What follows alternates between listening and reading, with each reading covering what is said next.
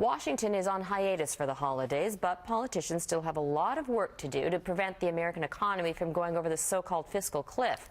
With a looming deadline in just 10 days, Republicans and Democrats must come to a compromise on tax hikes and budget cuts.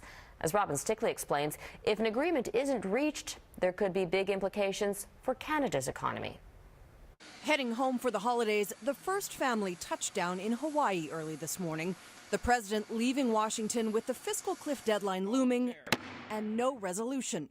His message to Congress: enjoy the break, then get back to work.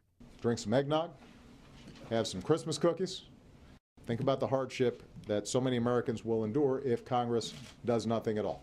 With a January 1st deadline that will see tax hikes and spending cuts that could cripple the economy, the House killed a vote yesterday on Speaker John Boehner's Plan B.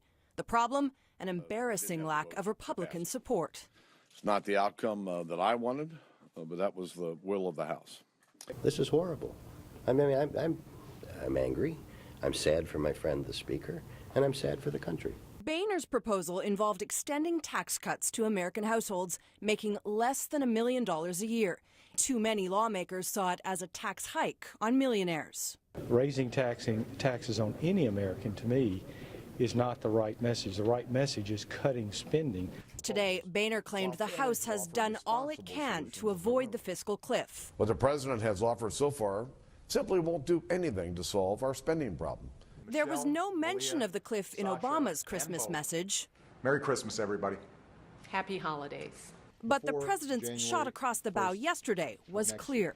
I expect Democrats and Republicans to get back to Washington and have it pass both chambers. How we get there, God only knows. Both sides say they're committed to stopping a New Year tax hike. For now, the key players take a Christmas break from the cliff, with pressure mounting to strike a post-holiday deal. So what would a plunge off this fiscal cliff mean for Canada? Well, our finance minister has already said a U.S. recession would see Canada's economy follow suit, with our manufacturers and exporters being hit the hardest.